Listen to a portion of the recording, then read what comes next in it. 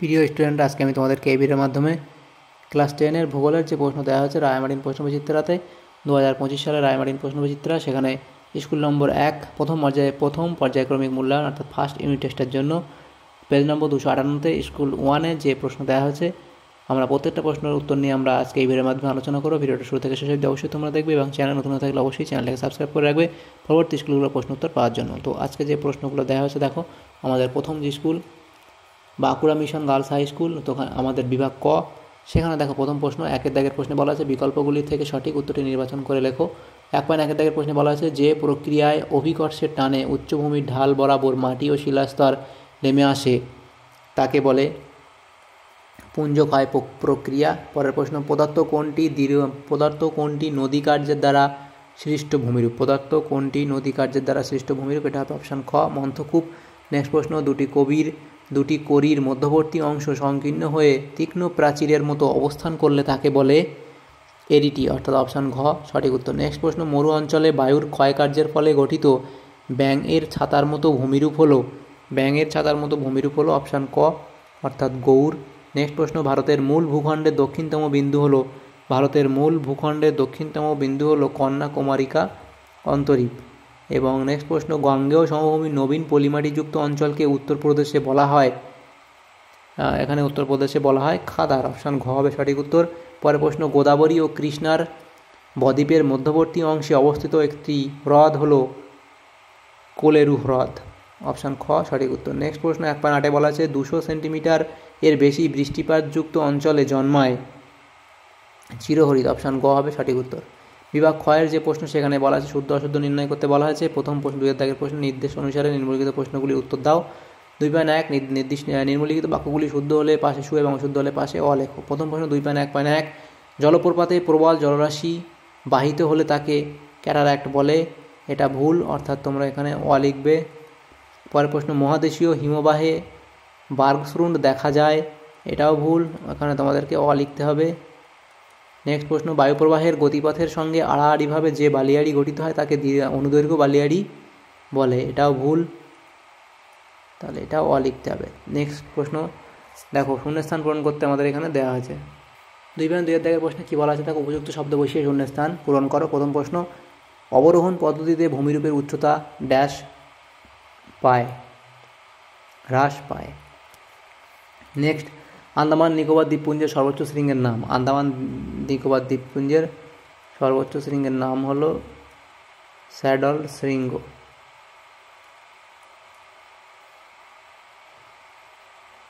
2.3 প্রশ্নে বলা আছে একটি বা দুটি শব্দে উত্তর দাও। প্রথম প্রশ্ন 2.3.1 সেখানে বলা আছে দক্ষিণ ভারতের দীর্ঘতম নদীর নাম কি? দক্ষিণ ভারতের দীর্ঘতম নদীর নাম হলো গোদাবরী। দক্ষিণ ভারতের দীর্ঘতম নদী হলো গোদাবরী। শীতকালে ভারতের কোন দিক থেকে মৌসুমী বায়ু প্রবাহিত হয়? এটা হলো উত্তর পূর্ব দিক থেকে মৌসুমী বায়ু প্রবাহিত হয়। শিরোজেম কি? এটা হলো মরুমৃত্তিকাকে শিরোজেম বলে। শিরোজেম কি? মরুমৃত্তিকাকে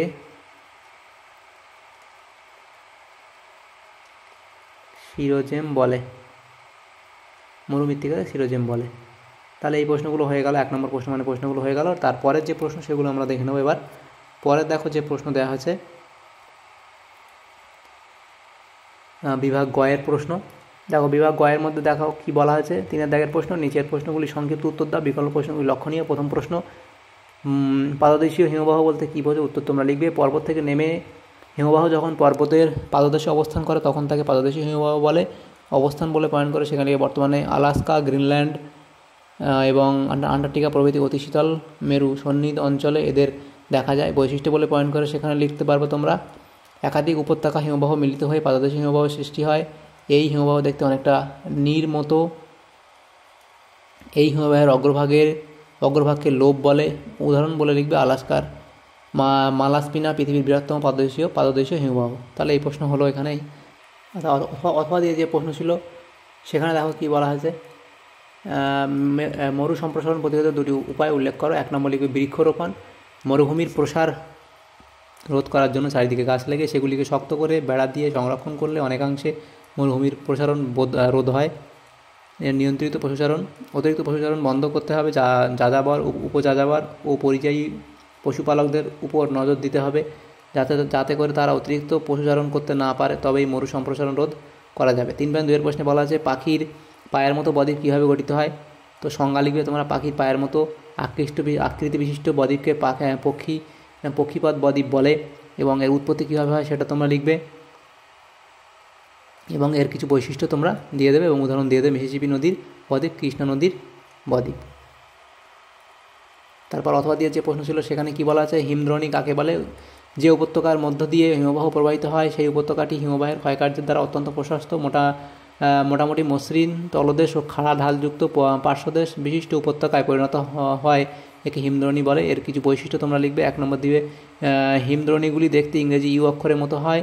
হিমদ্রোণী মোটামুটি সোজা পথে বিস্তার লাভ করে। এদের পার্শ্বদেশ খাড়া এবং তলদেশ মসৃণ ও প্রশস্ত হয়। হিমদ্রোণীর তলদেশে সিঁড়ির মতো হিমধাপ ও হিমসোপান দেখা যায়। অনেক সময় এই হিমধাপে জল জমে হ্রদ সৃষ্টি হয়, এদের প্যাটার্ন স্টার হ্রদ বলে। উদাহরণ লিখবে তোমরা, হিমালয়, রকি প্রভৃতি পার্বত্য অঞ্চলে হিমদ্রোণী দেখা যায়। এর পরের প্রশ্ন কী আছে দেখো, পরের প্রশ্ন হচ্ছে 3.3 প্রশ্ন, তাল কি, উদাহরণ দাও। উত্তর তোমরা লিখবে, তাল শব্দের অর্থ হ্রদ বা জলাভূমি। কুমায়ুন হিমালয়ের হিমবাহ দ্বারা ক্ষয়ের ফলে বহু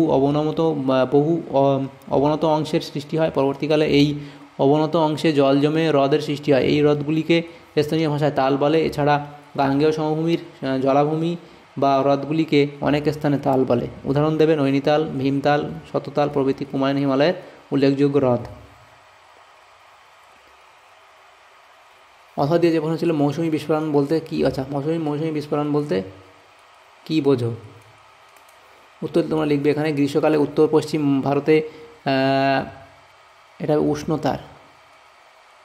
উষ্ণতার আধিক্যের কারণে গভীর নিম্নচাপের সৃষ্টি হয়। এই নিম্নচাপের কারণে জুন মাসের প্রথম সপ্তাহে জলীয় বাষ্পপূর্ণ দক্ষিণ পশ্চিম মৌসুমী বায়ুর আরব সাগরীয় শাখা ভারতের পশ্চিম মালাবার উপকূল দিয়ে প্রবেশ করে এবং পশ্চিমঘাট পর্বতে বাধা পেয়ে হঠাৎ প্রচুর পরিমাণ বৃষ্টিপাত ঘটিয়ে বর্ষা ঋতুর সূচনা করে। প্রায় একই সঙ্গে দক্ষিণ পশ্চিম মৌসুমী বায়ুর বঙ্গোপসাগরীয় শাখা পূর্ব হিমালয়ে বাধা পেয়ে প্রচুর বৃষ্টিপাত ঘটাতে শুরু করে। গ্রীষ্মের দাবদাহের মধ্যে হঠাৎই মুষলধারে মৌসুমী বৃষ্টিপাতের সূচনাকে মৌসুমী বিস্ফোরণ বলে।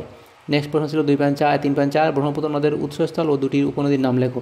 তিব্বতের মানস সরোবরের কাছে চেমায়ুংদুং হিমবাহ থেকে ব্রহ্মপুত্রের উৎপত্তি এবং ব্রহ্মপুত্রের উপনদীগুলি হলো, দুটো নাম বলেছে, আমরা অনেকগুলো লিখে দিলাম, তো এখান থেকে তোমরা দুটো লিখে দেবে, লোহিত, মানস, তিস্তা, তোরসা, সুবর্ণশিরি, ধানসিরি প্রভৃতি। আচ্ছা, অথবা দিয়ে যে প্রশ্ন ছিল সেখানে কি বলা আছে, কৃষি বনসৃজনের দুটি উল্লেখযোগ্য উদ্দেশ্য লেখো। উত্তর তোমরা লিখবে, পরের লাইন চলে আসবে উত্তরটা, সেখান থেকে লিখবে কৃষি বনসৃজনের উদ্দেশ্যগুলি হলো 1 নম্বর, কৃষি জমির পাশে লাগোয়া অব্যবহৃত জমিকে উৎপাদনশীল করে তোলা, ভূমিক্ষয় রোধ করা ও মৃত্তিকা সংরক্ষণ করা, কৃষকের আয় বৃদ্ধি করে তাকে আর্থিক দিক থেকে আরও সবল করে তোলা অর্থাৎ কর্মসংস্থানের সুযোগ বাড়ানো, পশুখাদ্য, জৈব সার, ভেষজ উদ্ভিদের যোগান বাড়ানো, পরিবেশ দূষণ রোধ করা, এগুলো হলো। এবং বিভাগ ঘ, সেই বিভাগ ঘয়ের মধ্যে আমাদের কী প্রশ্ন দেওয়া আছে দেখো। প্রথম 4 দাগে বলা আছে নিচের প্রশ্নগুলির সংক্ষিপ্ত ব্যাখ্যামূলক উত্তর দাও, যে বিকল্প প্রশ্নগুলি লক্ষণীয়। প্রথম প্রশ্ন 4.1, নদীর বহন কার্যের 3টি প্রক্রিয়া সংক্ষেপে আলোচনা করো। নদীর বহন কার্য লিখবে, যে প্রক্রিয়ার সাহায্যে নদী ক্ষয়জাত বিভিন্ন পদার্থসমূহ জলস্রোতের মাধ্যমে এক স্থান থেকে অন্য স্থানে স্থানান্তরিত করে তাকে নদীর বহন কাজ বলা হয়। বহন কার্যের প্রকৃতি বলে পয়েন্ট করে লিখবে। এবং তারপর দেখো 1 নম্বর লিখবে দ্রবণ প্রক্রিয়ায় বহন, দ্বিতীয় পয়েন্ট করবে, এখানে এক জায়গায় চলে এসছে, তো এটা পরের লাইনে চলে আসবে। ভাসমান প্রক্রিয়ায় বহন বলে পয়েন্ট করবে, ভাসমান প্রক্রিয়ায় বহন বলে পয়েন্ট করে লিখবে। তারপর 3 নম্বর লিখবে লম্ফদান প্রক্রিয়ায় বহন, এত অবধি লিখে দেবে। অথবা দিয়ে যে প্রশ্ন ছিল কি, উষ্ণ মরু অঞ্চলে বায়ুর কার্যের প্রাধান্য দেখা যায়, কেন ব্যাখ্যা করো। তো এটা তোমরা বই থেকে পেয়ে যাবে। 4.2 প্রশ্ন কী বলা আছে, মৃত্তিকা সংরক্ষণের পদ্ধতি হিসেবে ফালি চাষ আছে, যদি তোমরা না পেয়ে থাকো অবশ্যই কমেন্ট করবে, আমি এর উত্তর দিয়ে দেবো। মৃত্তিকা সংরক্ষণের পদ্ধতি হিসেবে ফালি চাষ ও ধাপ চাষের ভূমিকা বুঝিয়ে লেখো। তোমরা ফালি চাষ বলে পয়েন্ট করবে, সেখানে ডিটেলস এখানে দেওয়া আছে, লিখে দেবে, তার প্রকার সবগুলো এখানে লিখে দেবে। অথবা দিয়ে প্রশ্ন ছিল কূপ ও নলকূপের মাধ্যমে জলসেচের সুবিধা অসুবিধাগুলি আলোচনা করো।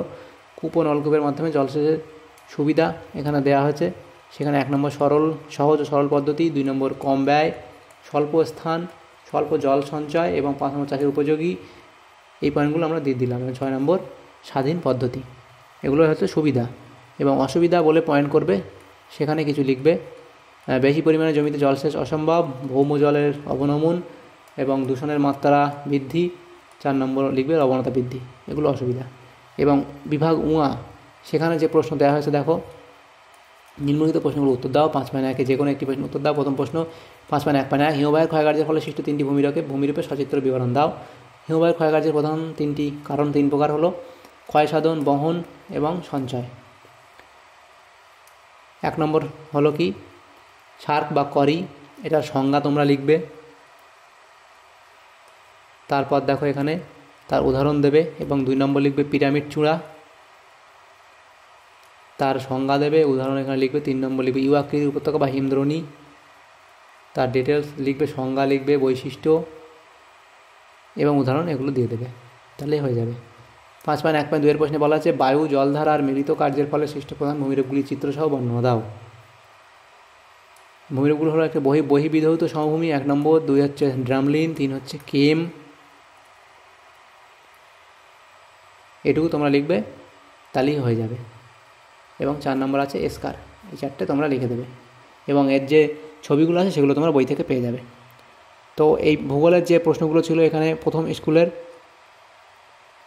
আমাদের রায়মার্টিন প্রশ্নবিচিত্রা 2025 সালের মাধ্যমিক পরীক্ষার্থীদের জন্য। তো এখানে প্রত্যেকটা প্রশ্নের উত্তর আমরা করে দিলাম, 2-1টা প্রশ্নের উত্তর আমরা করিনি, তো সেগুলো তোমরা বই থেকে পেয়ে যাবে। যদি তোমরা না পেয়ে থাকো সেগুলো অবশ্যই কমেন্ট বক্সে কমেন্ট করবে। আর চ্যানেল যদি নতুন থাকে অবশ্যই চ্যানেলটাকে সাবস্ক্রাইব করে রাখবে, কারণ পরবর্তী স্কুলগুলো প্রশ্ন উত্তরগুলো পাওয়ার জন্য তোমাদের খুবই সহযোগিতা হবে এই চ্যানেল যদি তোমরা সাবস্ক্রাইব করে রাখো। তো যদি তোমাদের ভিডিওটা সামান্যতম উপকার এসে থাকে তো অবশ্যই একটা লাইক করবে। Thank you, thanks for watching.